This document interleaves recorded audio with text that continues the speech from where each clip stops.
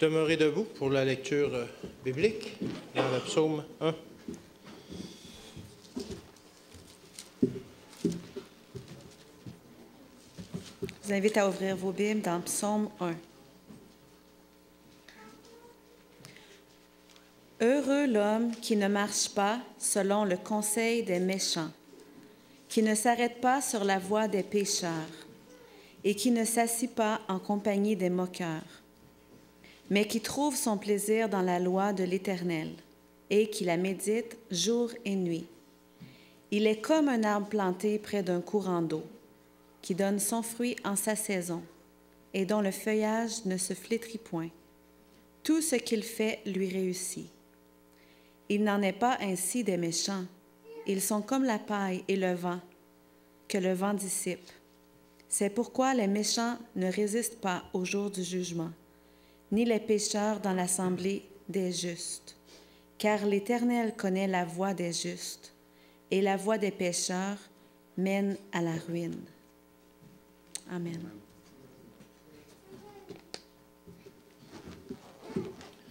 Demeurez debout pour louer Dieu par nos chants. On va commencer par « À Dieu soit la gloire ».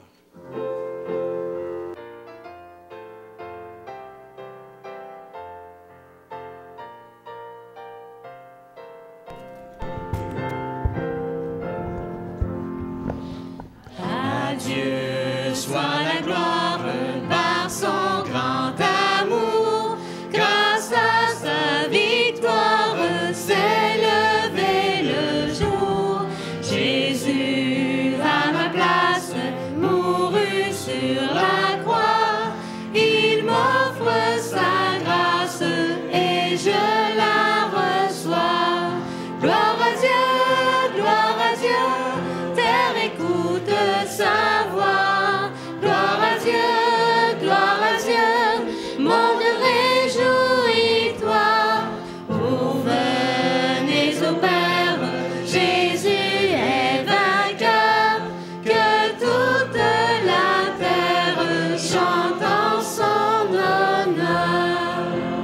De Jésus la joie remplit notre cœur, qu'importe qu'on voit tout notre bonheur. Selon sa promesse, Jésus changera deuil en allégresse quand il reviendra. Gloire à Dieu, terre écoute sa voix. Gloire à Dieu, monde réjouis-toi.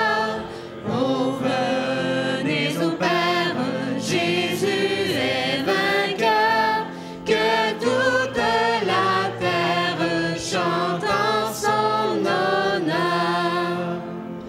Céleste patrie, mon cœur pense à toi, là mon âme unie à Jésus mon roi, bénira sans cesse le grand Dieu sauveur, qui dans sa tendresse sauve le pécheur. Gloire à Dieu, terre écoute sa voix. Gloire à Dieu, monde réjouis-toi. Oh, venez au Père, Jésus est vainqueur, que toute la terre chante en son honneur.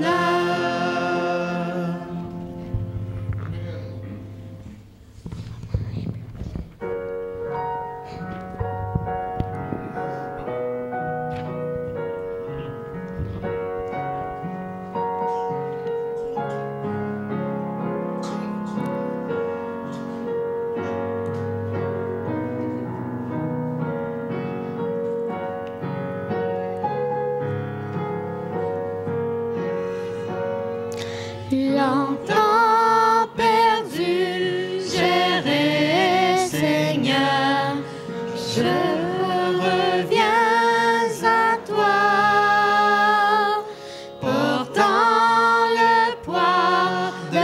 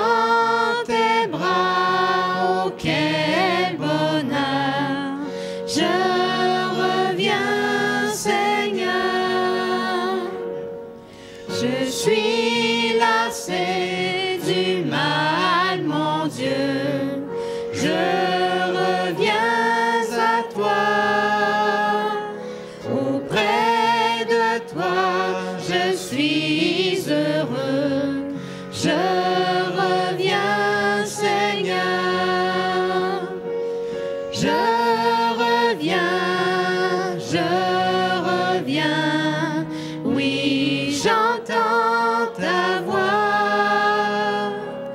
Dans tes bras, oh quel bonheur, je reviens, Seigneur.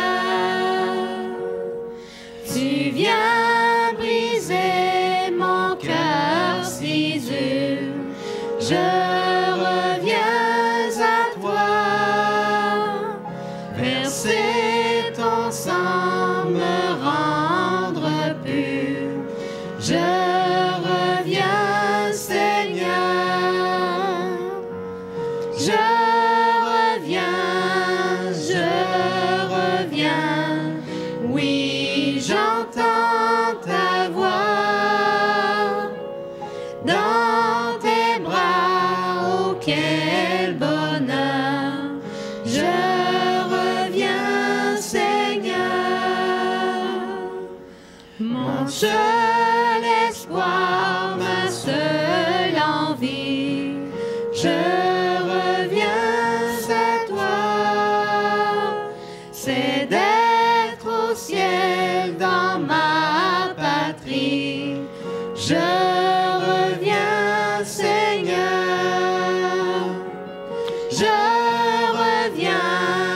Je reviens, oui, j'entends ta voix. Dans tes bras, oh quel bonheur, je reviens, Seigneur.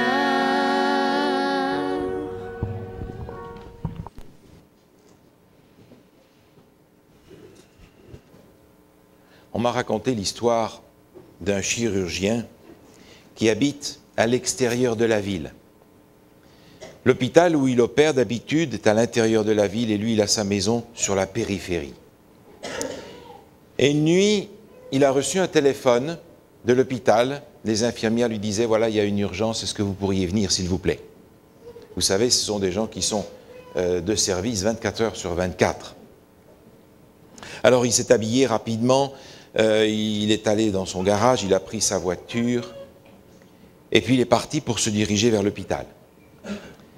Et dans les grands boulevards, il n'y avait personne, c'était vide, c'était la nuit, il est arrivé à un feu, et il s'est arrêté, le feu était rouge, et au moment où il était arrêté, quelqu'un a ouvert la porte du passager, est rentré, a braqué une arme contre lui et dit « Sors de là, donne-moi la voiture tout de suite ». Et il a dit « Écoutez, je suis médecin, sors, donne-moi la voiture tout de suite ». Il a juste eu le temps de voir que cet homme avait un manteau brun et un chapeau noir. Il est sorti, il s'est retrouvé au milieu du carrefour et la voiture est partie. Voum! Il n'y avait plus qu'une chose à faire. Marcher jusque chez lui pour prendre sa deuxième voiture. Mais il était loin. Ça a pris du temps. Il n'y avait personne. Et puis, faire du stop la nuit, c'est pas tellement une bonne idée. Alors, il est rentré chez lui à pied. Ça a pris un temps fou d'arriver jusque chez lui. Il est rentré chez lui. Il a pris la deuxième voiture et puis il a fait le chemin en sens inverse pour aller jusqu'à l'hôpital. Quand il est arrivé à l'hôpital, il a rencontré le regard interrogateur des infirmiers, des infirmières qui lui disaient « Mais vous en avez mis du temps pour venir ?» Alors, en 2 mots, il a expliqué ce qui s'est passé, mais on lui a dit « Voilà, c'est trop tard. La personne qu'il fallait opérer, la personne en question qui a eu cet accident, elle est morte. » Ah, cet homme était désolé parce qu'il avait fait tout ce qu'il avait pu, mais il était arrivé trop tard. On lui a dit, le père de ce jeune homme est là, il est dans la salle là-bas. Peut-être vous pourriez aller lui parler. Alors le chirurgien a pris son courage à 2 mains pour faire quelque chose qu'il avait horreur de faire. Il est allé dans la salle, il y avait là un homme assis, la tête dans ses mains. Il y avait là un manteau brun et un chapeau noir. Et il a dit à cet homme, voilà, votre fils, il s'est endormi. Seulement, cette histoire l'a frappé parce que c'est l'histoire d'un mauvais choix. Et je pense à tous ces choix que nous faisons dans notre vie et qui sont en réalité des entraves à l'action de Dieu pour nous. Et nous n'avons peut-être pas idée de ce nombre incalculable de choix que nous avons faits et qui ont mis des bâtons dans les roues à l'action de Dieu, alors que Dieu lui-même voulait agir pour notre bien. Faire des choix. Parfois, j'aimerais bien que Dieu ait une adresse email et qu'il réponde à mes emails. Dans ma prière, à genoux, je lui demande, Seigneur, c'est quoi que tu veux? C'est ça ou c'est ça? Qu'est-ce que je dois faire? Et je suis frustré parce que je lis dans mon Ancien Testament et je vois Moïse qui dit à Dieu, Seigneur, ce peuple demande à boire, qu'est-ce que je dois faire? Réponse, va là-bas, frappe le rocher, il y a de l'eau qui va sortir. Ou bien alors, je lis l'histoire de David qui dit à Dieu, Seigneur, où est-ce que je dois aller habiter? Dieu lui répond, va à Hébron, c'est là que je veux que tu ailles. Très bien. David demande à Dieu, est-ce que je dois aller combattre les Philistins? Réponse, oui, non. C'est simple. Ou bien alors, Jérémie qui dit à Dieu, mais Seigneur, moi je ne suis qu'un enfant, je ne peux rien faire. Si, c'est moi qui t'envoie, va. Et ainsi de suite. Je trouve dans ma Bible un nombre incalculable d'histoires où ces hommes de Dieu disent « Seigneur, qu'est-ce que je dois faire ?» et la réponse arrive. Mais combien de fois j'ai demandé à Dieu « Qu'est-ce que je dois faire ?» Puis je n'ai pas eu d'email de retour. Je n'ai pas eu de réponse. Pourtant, c'est bien à genoux que je lui ai demandé, mais à mon email, il n'a pas répondu. Pourtant, Dieu n'est pas indifférent à nos choix. Dans le livre Parabole, à la page 333, Ellen White écrit ceci.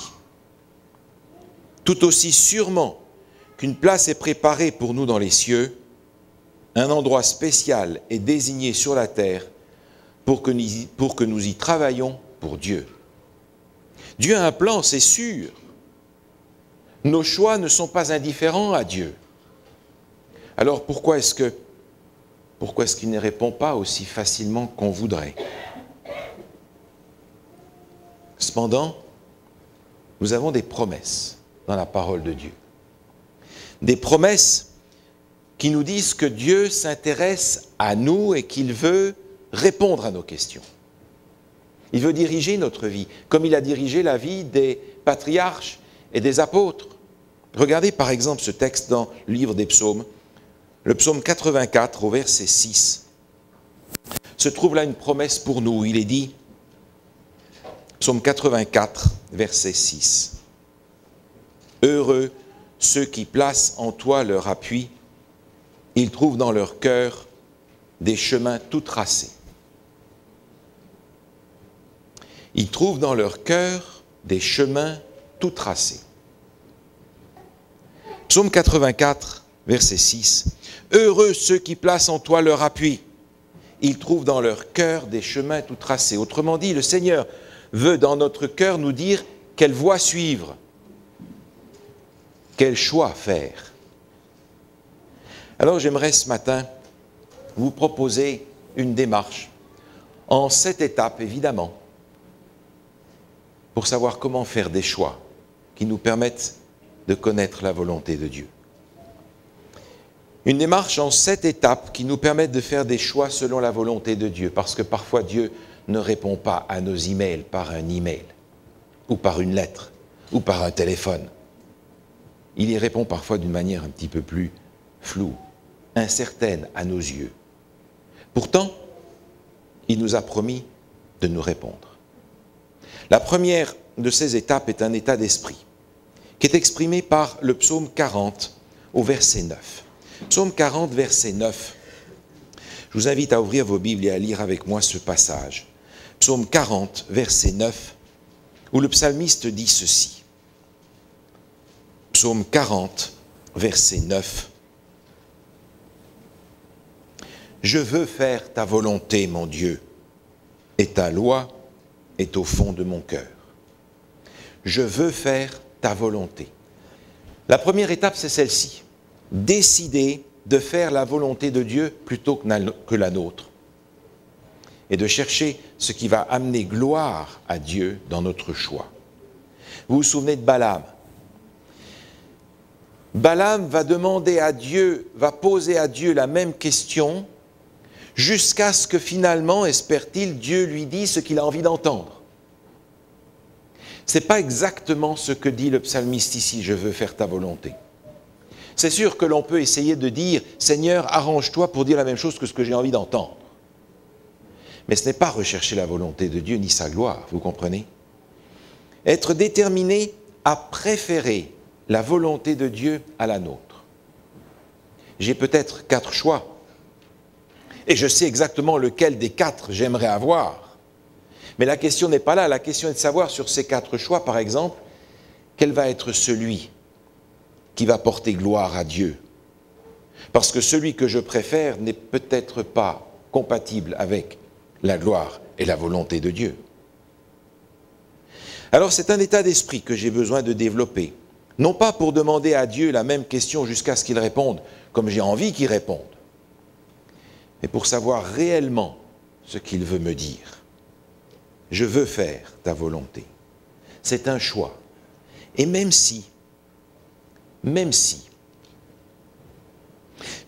Dieu me révèle sa volonté et qu'elle n'est pas conforme à la mienne, je choisis de choisir la sienne. La deuxième étape dans cette recherche, c'est effectivement de chercher dans la volonté de Dieu, dans sa parole et dans la prière. Regardez avec moi dans le psaume 119, plusieurs passages mentionnent cela. Psaume 119, vous connaissez bien entendu le verset 135. Le verset 105. Psaume 119, verset 105.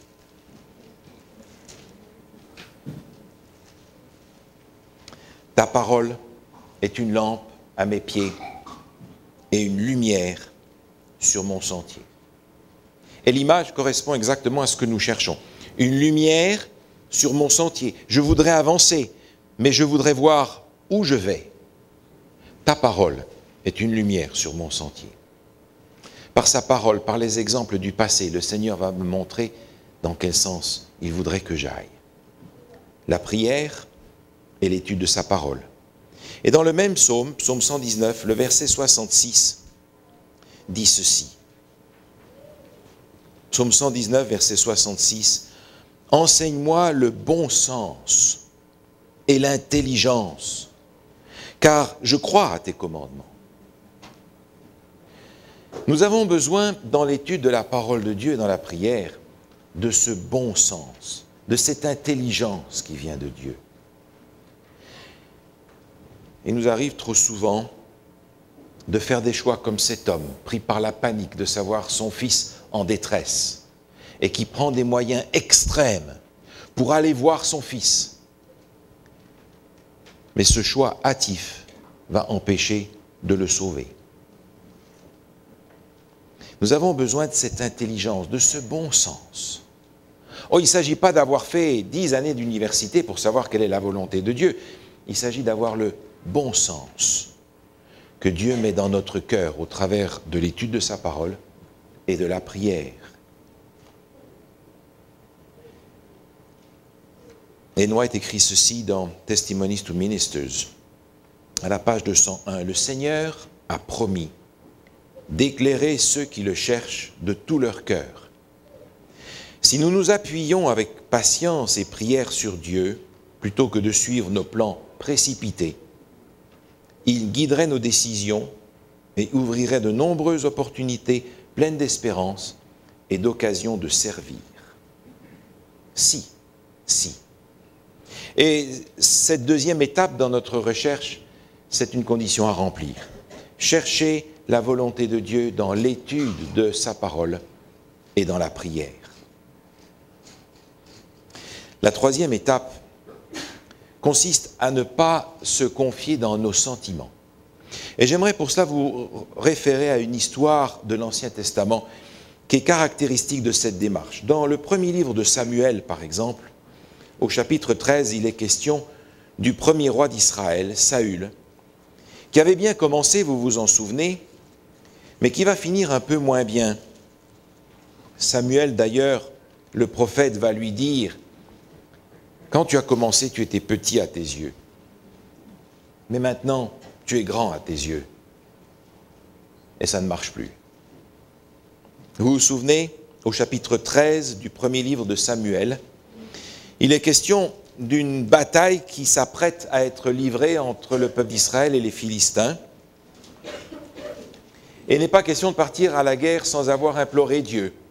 Alors Samuel va dire au verset 8 au roi, « Voilà, je vais venir dans 7 jours. Dans 7 jours, je vais venir pour invoquer l'Éternel. » Saül rassemble son armée, ils sont là et ils attendent. Et ils attendent. Et ils attendent et ils se rendent compte que Samuel n'arrive pas quand c'était prévu. Alors Saül s'impatiente et dit, Samuel ou pas Samuel, moi je vais faire la prière et en avant. Et il va faire le sacrifice. Et évidemment, à peine il a fait le sacrifice que Samuel arrive. Et Samuel lui dit, mais qu'est-ce que c'est que cette histoire? Qu'est-ce que tu fais? Et Saül rendait compte. Au verset 11, Saül répondit, « Lorsque j'ai vu que le peuple se retirait loin de moi, que tu n'arrivais pas au terme fixé, autrement dit, reproche, tu es en retard, et que les Philistins étaient assemblés à Micmac, je me suis dit, les Philistins vont descendre contre moi à Gilgal, et je n'ai pas imploré l'Éternel. Alors je me suis fait violence, et j'ai offert l'holocauste. J'ai vu, j'ai pensé, je me suis dit, et j'ai choisi, et j'ai fait un mauvais choix. » Si nous comptons sur nos émotions, sur nos sentiments, sur notre évaluation émotive de la situation pour faire un choix, nous risquons de faire un choix qui ressemble à celui-là. Et vous vous souvenez, dans le livre des Proverbes, au chapitre 26, il est dit « Celui qui a confiance en son propre cœur est un insensé. » Celui qui a confiance dans son propre cœur est un insensé. Ah, nous savons, parce que nous en avons fait l'expérience, que nous ne pouvons pas nous faire confiance à nous-mêmes. Notre évaluation est souvent trompée par nos préjugés, par nos erreurs, par notre vision limitée des choses. Et c'est là-dessus que nous nous appuierions pour faire un choix selon la volonté de Dieu. Si nous nous appuyons sur notre propre cœur, nous dit le texte, nous sommes des insensés. Nos sentiments, nos émotions sont fluctuantes. Ça monte et ça descend. Un jour, on est convaincu que c'est ça qu'il faut faire. Et puis le lendemain, on est sûr que ce n'est pas ça. Et puis le lendemain, ça change encore. Dans le livre « Message choisi », volume 2, Ellen White écrit ceci. « Regardez sans cesse à Jésus, offrant des prières silencieuses, avec foi, vous saisissant de sa force, quels que puissent être vos sentiments. Allez courageusement de l'avant, comme si chaque prière était allée se loger dans le trône de Dieu et avait obtenu une réponse de celui dont les promesses ne font jamais défaut. Allez devant vous, en chantant et en psalmodiant dans vos cœurs devant Dieu, même si vous vous sentez déprimé, triste et accablé. Je vous parle en connaissance de cause. La lumière viendra, vous aurez la joie, les brumes et les nuages seront dispersés. » S'appuyer sur nos émotions, sur nos sentiments, nous a déjà conduit dans le passé à faire de nombreuses erreurs. Et la parole de Dieu nous rapporte les exemples de ceux qui se sont appuyés sur leurs sentiments, sur leurs émotions, pensant que c'était l'Esprit de Dieu qui leur parlait. Et nous pouvons aujourd'hui encore faire la même erreur de penser que parce que nos sentiments nous parlent, nous pensons que c'est le Saint-Esprit qui nous parle. Mais qui sommes-nous pour penser que le Saint-Esprit pense comme nous, après tout? La quatrième étape dans cette recherche, en vue d'un choix qui soit éclairé par Dieu, consiste à prendre en compte les circonstances qui se présentent à nous et l'ensemble de la situation. Je dois avoir le courage de regarder honnêtement tout ce qui se passe autour de moi. Parce que si je dis à Dieu, Seigneur, dirige les circonstances, dirige mes pas, alors il faut que j'ouvre mes yeux bien grands pour les voir. et ne pas voir simplement les choses qui m'arrangent.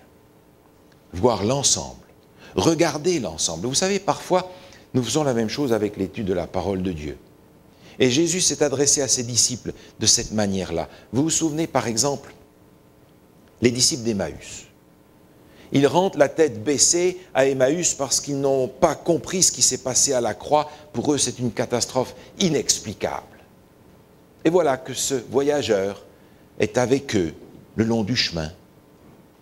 Et le texte nous dit, en commençant par Moïse et par tous les prophètes, il leur expliqua dans toutes les Écritures ce qui le concernait.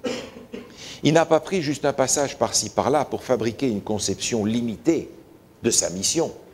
Il a pris toutes les Écritures pour expliquer ce qui le concernait.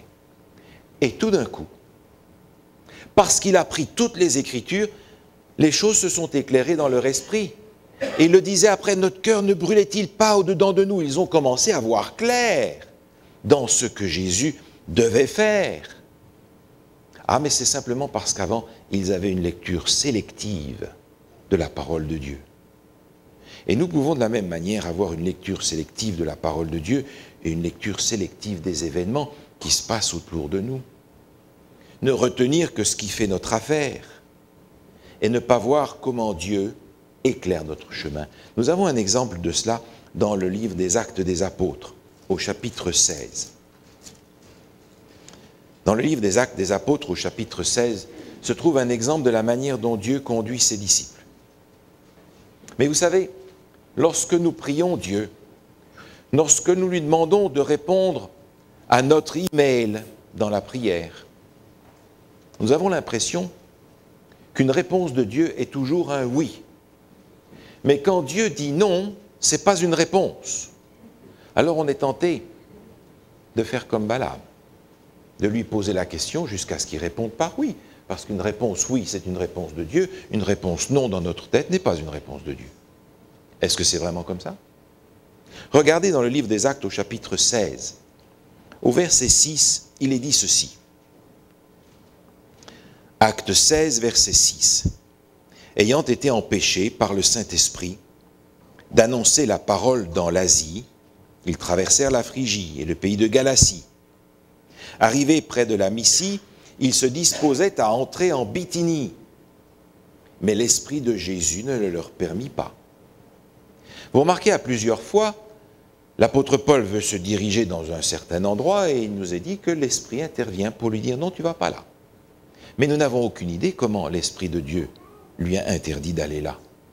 A-t-il eu une vision à chaque fois? Probablement pas, parce que lorsqu'il a une vision, le texte nous le dit dans les versets suivants. Un Macédonien va lui apparaître lorsqu'il sera à Troie. Il dit, passe en Macédoine et secours-nous.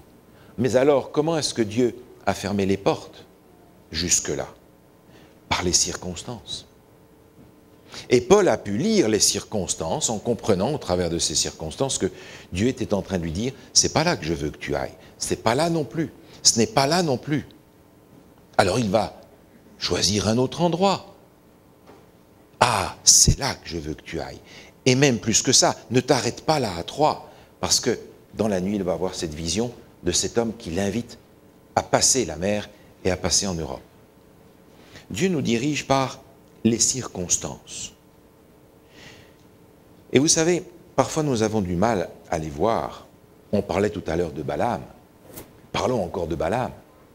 Et vous vous souvenez comment Balaam, assis sur son âne, entend son âne qui lui parle et continue à frapper son âne. Il ne voit même pas que cet âne qui parle est une situation exceptionnelle. Alors je sais que parfois nous rencontrons des ânes à deux pattes qui nous donnent des mauvais conseils. Mais si par hasard un âne à quatre pattes se met à vous parler, écoutez-le. Et ainsi les circonstances, vous comprenez, peuvent nous éclairer sur la volonté de Dieu. Être capable de discerner les circonstances. Dans le livre des Proverbes au chapitre 3, se trouve encore une fois un texte qui est en réalité une promesse que le Seigneur nous donne. Proverbes chapitre 3, le verset 5 et 6. Proverbes chapitre 3, versets 5 et 6. Confie-toi en l'Éternel de tout ton cœur. Ne t'appuie pas sur ta sagesse. Reconnais-le dans toutes tes voies et il aplanira tes sentiers. Reconnais-le dans toutes tes voies. Tu lui as demandé de diriger ta vie et les circonstances. Alors maintenant, ouvre tes yeux et regarde le chemin par lequel le Seigneur te propose de passer au travers des circonstances qui ouvrent ou qui ferment des voies devant toi. La 5e étape dans notre recherche pour faire un choix conduit par Dieu consiste à prendre conseil d'un ami, d'un vrai chrétien, d'un homme ou d'une femme de Dieu que nous savons être des gens que Dieu peut inspirer. Dans le livre des Proverbes, encore une fois, au chapitre 13, se trouve cette invitation. Proverbes, chapitre 13, au verset 10. Il est dit: la sagesse est avec celui qui écoute les conseils. C'est difficile d'écouter les conseils. C'est beaucoup plus facile d'en donner. Mais c'est difficile d'écouter les conseils, parce que ça implique que nous nous considérons comme incapables d'être objectifs dans l'évaluation que nous demandons.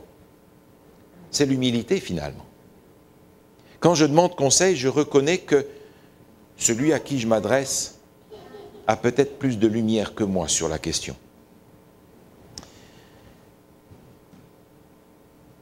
Et cette sagesse d'être capable de reconnaître notre limite ne doit pas être la sagesse de ceux qui reconnaissent ne pas savoir suffisamment. Elle doit être aussi la sagesse de ceux qui sont des dirigeants, des conducteurs. Et je pense à Moïse. On a un exemple de cela dans le livre de l'Exode au chapitre 18. Moïse est appelé à conduire un peuple nombreux. Et Moïse prend cette tâche à bras-le-corps. Il veut remplir la mission que Dieu lui donne. Cependant, tout Moïse qu'il est, il a besoin de conseils. Et on apprend que le grand Moïse que nous admirons par ce qu'il fait, par sa patience, par sa grandeur, par son autorité, le grand Moïse est capable d'écouter les conseils qui lui sont donnés. Dans le livre de l'Exode, au chapitre 18, vous vous souvenez que Jéthro, son beau-père, va lui rendre visite. Et au verset 19, il est écrit ceci. Exode, chapitre 18, verset 19. « Maintenant, écoute ma voix. Je vais te donner un conseil, et que Dieu soit avec toi. Sois l'interprète du peuple auprès de Dieu et porte les affaires devant Dieu. Enseigne-leur les ordonnances et les lois, et fais-leur connaître le chemin qu'ils doivent suivre et ce qu'ils doivent faire. Choisis parmi tout le peuple des hommes capables, craignant Dieu, des hommes intègres, ennemis de la cupidité. Établis-les sur eux comme chefs de 1000, chefs de 100, chefs de 50, chefs de 10. Qu'ils jugent le peuple en tout temps, qu'ils portent devant toi toutes les affaires importantes, et qu'ils prononcent eux-mêmes sur les petites causes. Allège ta charge, et qu'ils la portent avec toi. Si tu fais cela, et que Dieu te donne des ordres, tu pourras y suffire, et tout ce peuple parviendra heureusement à sa destination. » Moïse aurait pu dire, « Dis donc, t'es qui pour m'enseigner ce qu'il faut faire? C'est Dieu qui m'a mis ici, donc tais-toi. » Mais Jéthro lui dit, « J'ai un conseil à te donner. Délègue. Délègue les tâches. Prends pas tout sur toi. Aide les autres aussi à prendre leurs responsabilités. » Et le verset 24 nous dit, « Moïse écouta la voix de son beau-père et il fit tout ce qu'il avait dit. » C'est peut-être plus difficile pour quelqu'un qui a cette aura, ce rôle important d'écouter les conseils. Et pourtant, on n'est jamais si grand qu'on n'ait pas besoin d'écouter les conseils des autres. Vous vous souvenez, Jean de La Fontaine, dans ses fables, avait enseigné par fable du lion et du rat, qu'on a toujours besoin d'un plus petit que soi.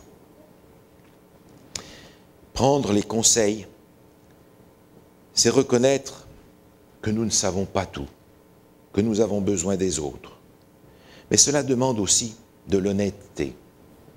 Parce que les gens à qui je vais demander conseil, comment est-ce que je vais les choisir? Est-ce que je vais aller demander conseil à celui qui va dire ce que j'ai envie d'entendre? Ou est-ce que je vais aller honnêtement chercher le conseil auprès de quelqu'un que je sais être un homme, une femme de Dieu, qui sera capable de me dire ce que j'ai besoin d'entendre, pas ce que je veux entendre? Parce que je peux choisir mes conseillers, vous comprenez? Et n'entendre que ce qui me plaît. Comment est-ce que je vais choisir ceux à qui je vais demander conseil? Et c'est pour ça que nous avons besoin d'honnêteté dans le choix de nos conseillers. Des gens qui, malgré l'amitié qu'on peut avoir pour eux, seront capables de nous dire la vérité en ce qui nous concerne et de nous donner des bons conseils. La 6e étape dans cette recherche pour faire un choix selon la volonté de Dieu, c'est simple. Numéro 6, prends une décision. Parce que si nous restons à l'infini en train de peser et de repeser et de ne jamais prendre de décision, finalement, ne pas décider, c'est prendre une décision quand même. Ou pire, c'est donner à quelqu'un d'autre le pouvoir de la prendre à ma place. Et c'est parfois ce que nous faisons. « Oh, je ne sais pas, dis-moi ce que je dois faire. » Prends une décision, choisis. Et vous vous souvenez, dans les paraboles que Jésus a mis en scène, il a mis ce fils prodigue dans Luc 15. Et le fils prodigue qui s'en va, qui dépense tout l'argent qu'il a, se retrouve en difficulté et il pense, qu'est-ce que je dois faire? Ah, chez moi, c'était pas si mal que ça finalement. Ah, chez moi, j'avais à manger, chez moi, on pouvait se laver, chez moi. Et puis finalement, il se dit, je me lèverai, j'irai vers mon père et je lui dirai, mon père, j'ai péché contre toi. Finalement, après avoir cogité dans tous les sens, il se dit, voilà, j'ai une décision à prendre. J'irai mon père, je me lève, j'y vais. Vous savez, on peut parfois, à cause de la difficulté à prendre une décision, tergiverser pendant longtemps pour savoir ce qu'il faut faire. Et avoir tellement peur de mal faire qu'on ne fait pas. Un jour, il va falloir prendre une décision et le dire à Dieu. Seigneur, attention. Attention, Seigneur, je vais choisir. Choisir en fonction de tous les points qu'on a mentionnés avant. Et j'ai toujours devant moi 4 possibilités. J'ai peut-être la possibilité 1, qui est celle que je préfère, qui me paraît plus avantageuse pour moi, mais dans le fond de mon cœur, et en fonction de tout ce que j'ai fait avant, je reconnais que la solution numéro 4 est vraisemblablement celle que le Seigneur me demanderait de prendre.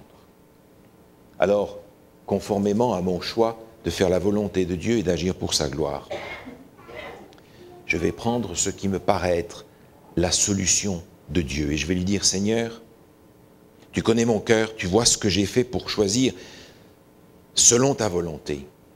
Voilà, je vais prendre ma décision maintenant. Et là intervient le point numéro 7. C'est pas parce que j'ai pris ma décision que maintenant je ferme tout et je fonce tête baissée dans ce que j'ai choisi. Je dis, Seigneur, regarde, j'ai pris ma décision, voilà ce que je vais faire.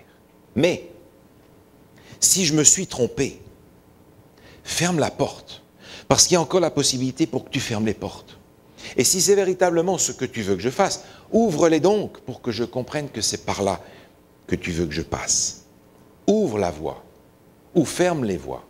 Parce que le fait que j'ai choisi n'est pas nécessairement définitif. Peut-être que Dieu a encore quelque chose à m'apprendre le long du chemin. Peut-être que ce choix va être finalement irréalisable parce que Dieu va fermer toutes les portes. L'apôtre Paul faisait des plans. Il faisait des plans pour aller ici, pour aller là, pour fonder des églises à tel et tel endroit.